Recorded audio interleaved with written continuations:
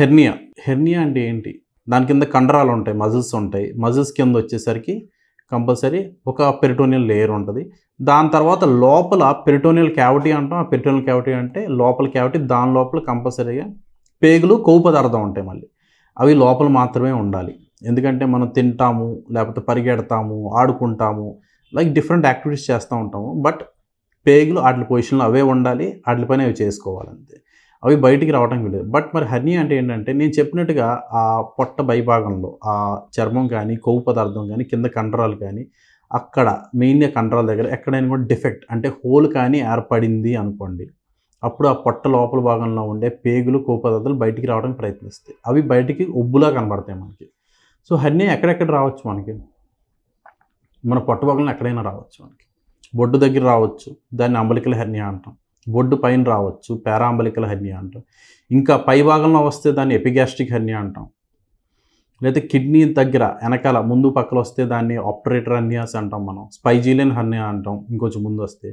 అయితే కింద ఆల్మోస్ట్ కింద వస్తాయి అంటే గజ్జల దగ్గర అక్కడ వస్తే దాన్ని మనం రకరకాల హెర్నియాస్ అంటాం. ఇంగ్వైనల్ హెర్నియాస్ అంటాం.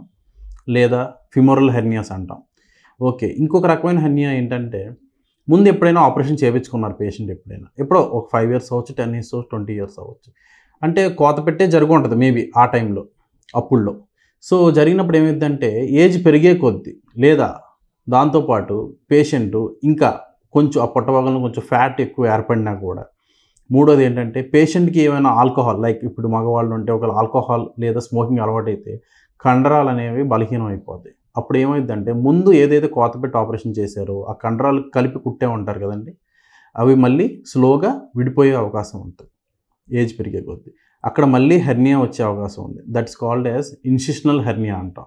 అంటే ముందు ఆపరేషన్ చేసిన చోట మళ్ళీ వాపు వచ్చిందంటే దాన్ని ఇన్సిషనల్ హెర్నియా అంటాం. బట్ ఎప్పుడైనా గుర్తుపెట్టుకోవాల్సింది ఏంటంటే any hernia A type of hernia అయినా కూడా షుడ్ బి ఆపరేటెడ్. అంటే సర్జరీ చేయాల్సింది.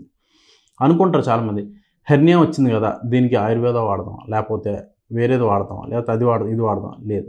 హెర్నియా అంటే సర్జరీ. అదొక్కటే ట్రీట్మెంట్ ఆప్షన్. మీరు హెర్నియాకి మందులు వాడటానికి చాలా ప్రమాదకరం. ఎందుకంటే మందులు వాడారా అనుకోండి, హెర్నియా వచ్చేదే కండరాలు బలహీనం అయిపోవడం వల్ల.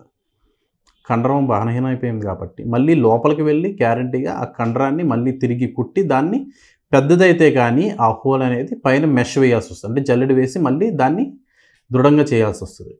హెర్నియాకి మాత్రం. మరి ఆప్షన్స్ ఏంటి? మళ్ళీ ఒకప్పుడు కోత పెట్టి ఆపరేషన్ చేశారు కదా! హెర్నియా వచ్చింది కదా!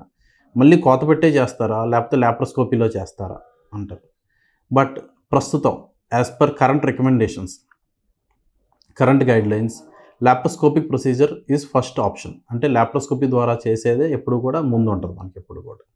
సో లాప్రోస్కోపీ ద్వారా చేయటం వల్ల ఏంటంటే లాప్రోస్కోపీ కూడా కోత పెట్టడం కానీ 1 సెంటీమీటర్ మాత్రమే కోత పెడతాం మనం. సో మళ్ళీ అక్కడ మళ్ళీ వచ్చే అవకాశం లేదు హెర్నియా మీకు. ఆ 1 సెంటీమీటర్ ద్వారా కోత పెట్టి లోపలికెళ్ళి హెర్నియా అనేది కిందకి తీసి ఆ హోల్ ఏదైతే పడిందో దాన్ని మూసేసి మెష్ వేసి మళ్ళీ దాన్ని కవర్ చేసేస్తాం. మళ్ళీ భవిష్యత్తులో మీకు ఎప్పటికీ కూడా రాకుండా ఉండటం కోసం. సో ఆల్వేస్ గుర్తుపెట్టుకోండి ఓపెన్ సర్జరీ కన్నా కూడా అంటే కోత పెట్టి చేసేదానికన్నా కూడా లాప్రోస్కోపీ ద్వారా చేస్తేనే మీకు ఉపయోగం హెర్నియా సర్జరీ అనేది. అయితే ఇంకొక డౌట్ రావచ్చు. మరి లాప్రోస్కోపీ చేస్తే మళ్ళీ వస్తది అంటున్నారు కదా! అది ఎలాగా? లాప్రోస్కోపీ వస్తే మళ్ళీ వస్తదా అంటే లాప్రోస్కోపీ చేయటం వల్ల రాదది. ఎందుకు వస్తాయి అంటే ఆల్రెడీ మీకు బలహీన పడిపోయిన కండరాలు ఇంకా బలహీన పడిపోతే మళ్ళీ వచ్చే అవకాశం ఉండొచ్చు. అది ఏదైనా కూడా ఓపెన్ అవ్వచ్చు, లాప్రోస్కోపీ అవ్వచ్చు. సో మీ కాన్సంట్రేషన్ మీ దృష్టి అంతా కూడా మళ్ళీ మీ కండరాలు బలపడేటట్టుగానే ఉండాలి. అది కేవలం మీ ఆహారం బట్టే ఉంటది. అది ఇంపార్టెంట్ మీకు ఇప్పుడు. ఇంకొకటి చాలామంది ఈ హెర్నియా అనేది వచ్చి కొన్ని సంవత్సరాల తరబడి అలాగే ఉంటారు. 5 సంవత్సరాలు, 6 సంవత్సరాలు కూడా. ఎప్పుడు కూడా మిస్టేక్ చేయదు. మీ దృష్టికి కానీ వచ్చింది అనుకోండి, నాకు హెర్నియా ఉంది అని చెప్పి వెంటనే వెళ్ళి డాక్టర్‌ని కలవండి. చూపించండి.